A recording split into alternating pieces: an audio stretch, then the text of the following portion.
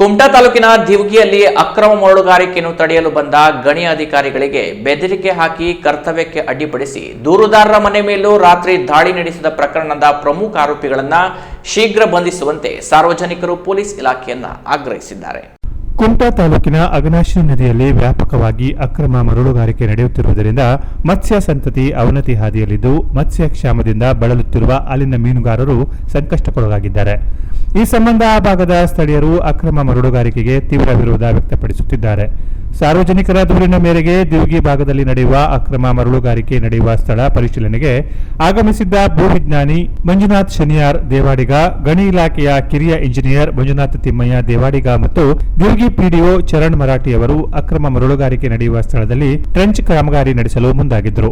ಆ ಸಂದರ್ಭದಲ್ಲಿ ಸ್ಥಳಕ್ಕೆ ಆಗಮಿಸಿದ ಮೂರೂರಿನ ಶ್ರೀಧರ ಗಣಪತಿ ಹೆಗಡೆ ಮತ್ತು ದಿವಗಿ ಗ್ರಾಮ ಪಂಚಾಯತ್ ಸದಸ್ಯ ವಿನಾಯಕ ದೇಶಭಂಡಾರಿ ಎಂಬುವವರ ನೇತೃತ್ವದ ತಂಡ ಅಧಿಕಾರಿಗಳನ್ನ ದಿಗ್ಬಂಧನಗೊಳಪಡಿಸಿ ಟ್ರೆಂಚ್ ಕಾಮಗಾರಿ ಮುಂದುವರೆಸಿದರೆ ಚಪ್ಪಲಿಯಿಂದ ಹೊಡೆಯುವುದಾಗಿ ಬೆದರಿಕೆ ಹಾಕಿರುವುದಲ್ಲದೆ ಅಧಿಕಾರಿಗಳ ಕೈ ಹಿಡಿದು ಎಳೆದಾಡಿದ್ದಲ್ಲದೆ ಅವರ ಮೊಬೈಲ್ ಕಿತ್ತುಕೊಂಡು ನಿಂದಿಸಿ ಭಯ ಹುಟ್ಟಿಸಿದ್ರು.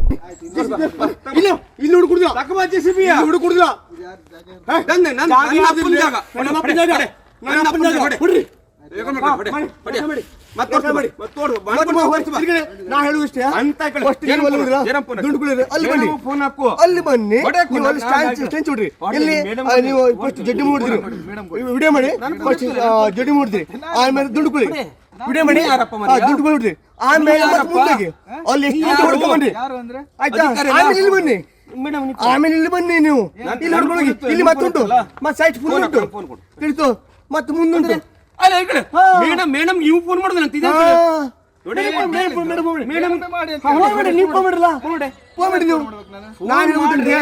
ನಾನು ಅಷ್ಟೇ, ನೀವು ಅಲ್ಲಿ ಈಗ ಅರ್ಧ ಬಿಟ್ಟು ಬಂದಿ, ನೀವು ಅರ್ಧ ಬಿಟ್ಟು ಬಂದಿ, ನೀವು ಬರ್ರಿ ಬರ್ರಿ ಬರ್ರಿ ನೀವು ಬನ್ನಿ ಬರ್ರಿ ನೀವು ಯಾಕೆ ಫೋನ್ ಮಾಡ್ತೀರಿ?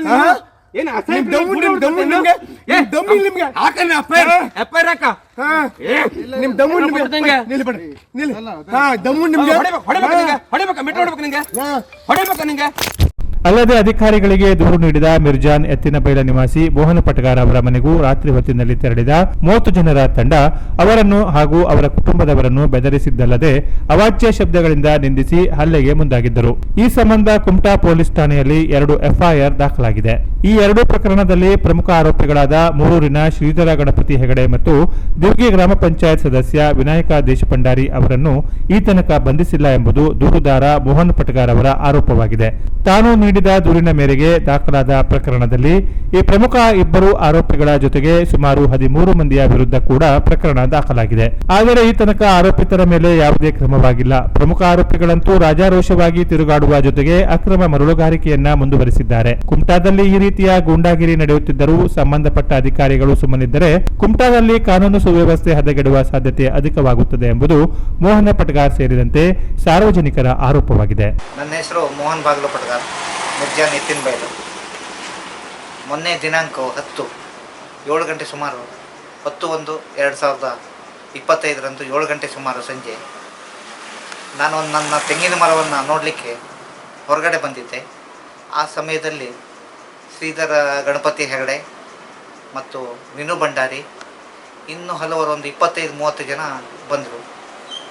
ಬರುವಾಗ ಏಕಾಏಕಿ ನನ್ನ ಉದ್ದೇಶಿಸಿ ನೀನು ಗಣಿ ಇಲಾಖೆಗೆ ಅಕ್ರಮ ಮರಳು ವಿರುದ್ಧ ದೂರು ಕೊಟ್ಟಿದೆ ಅಂತ ಕೇಳಿದ್ರು. ನಾನೇನು ದೂರು ಕೊಟ್ಟಿಲ್ಲ ಅಂತ ಹೇಳಿದೆ. ಆವಾಗ ಏಕಾಏಕಿ ನನ್ನನ್ನು ಬೆನ್ನತ್ತರು.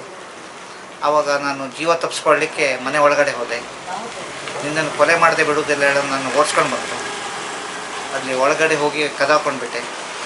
ಅಷ್ಟರಲ್ಲಿ ದೊಣ್ಣೆಯಿಂದ ಬೀಸಿದ ರಾಜು ಮತ್ತು ಈ ಶ್ರೀಧರ ಕಡೆ 2 ಜನ ಒಳಗೆ ಬಂದರು. ಅವರು ಹಿಂಬಾಲಿಸಿ ಸುಮಾರು 30 ಜನರು ಬಂದರು. ಅದರ ಮೇಲೆ ನಾನು 112 ಫೋನ್ ಮಾಡಿದೆ. 112ನವ್ರು ಬಂದರು. 112ನವ್ರು ಬಂದು ಏನು ನಡೀತು ಅಂತ ಕೇಳಿದ್ರು. ಹೀಗೀಗಾಯಿತು ಅಂತ ಹೇಳಿದ್ರು. ನಾನು ದೂರಿನ ಬಗ್ಗೆ ಏನೂ ನನಗೆ ಗೊತ್ತಿಲ್ಲ ಅದು ಅಂತ ಹೇಳಿದೆ.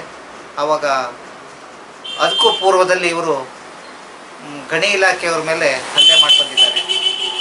ಗಣಿ ಇಲಾಖೆಯವ್ರ ಮೇಲೆ ಹಲ್ಲೆ ಮಾಡಿ ಅವ್ರ ಮೊಬೈಲ್ ಕಸಿರೋದಕ್ಕೆ ಅವರಿಗೆ ಹೊಡೆದು 2 ಪ್ರಕರಣ ಮೊನ್ನೆ 21ನೇ ತಾರೀಕು ಕುಮಟಾ ಪೊಲೀಸ್ ಠಾಣೆಯಲ್ಲಿ ದಾಖಲಾಗಿದೆ. ಅಧಿಕಾರಿಗಳ ಮೇಲೆ ಹಲ್ಲೆ ಮಾಡಿದ್ದು ದಾಖಲಾಗಿದೆ. ನಾನು ಕೊಟ್ಟಿರೋ ದೂರಿಗೂ ದಾಖಲಾಗಿದೆ. ಇವತ್ತಿಗೆ 9 ದಿನ ಆಯಿತು, ಅವ್ರ ಮೇಲೆ ಯಾವುದೇ ಒಂದು ಕ್ರಮ ಆಗಲಿಲ್ಲ. ಅವ್ರ ಮೇಲೆ ಕ್ರಮ ಆಗಬೇಕು, ಅವರನ್ನು ಬಂಧಿಸಬೇಕು. ಬಂಧಿಸ್ತಿದ್ರೆ ನನ್ನ ಸಾವೇನಾದರೂ ಸಂಭವಿಸಿದರೆ ಈ 30 ಜನ ಆರೋಪಿತರೇ ನನ್ನ ಸಾವಿಗೆ ಗುರಿಯಾಗ್ತಾರೆ. ಇವರು ನಿನ್ನನ್ನು ಕೊಲೆ ಮಾಡದೆ ಬಿಡೋದಿಲ್ಲ, ನೀನು ಯಾರಿಗೆ ಬೇಕಾದರೂ ದೂರು ಕೊಡು ಅಂಥೇಳಿ ಧಮಕಿನೂ ಹಾಕಿಟ್ಟು ಹೋಗಿದ್ದಾರೆ. ನನಗೆ ರಕ್ಷಣೆ ಬೇಕು, ನಾನು ಭಾರಿ ಭಯಭೀತನಾಗಿದ್ದೇನೆ. ಆದ್ದರಿಂದ ಇದು ಸೂಕ್ಷ್ಮತೆಯಿಂದ ತನಿಖೆ ಮಾಡಬೇಕು. ಆರೋಪಿತರನ್ನೇ ಇನ್ನೊಮ್ಮೆ ಹೇಳ್ಕೊಳ್ತೇನೆ, ಆರೋಪಿತರನ್ನು ಶೀಘ್ರದಲ್ಲೇ ಬಂಧಿಸಬೇಕು. Canara plus news Kumta.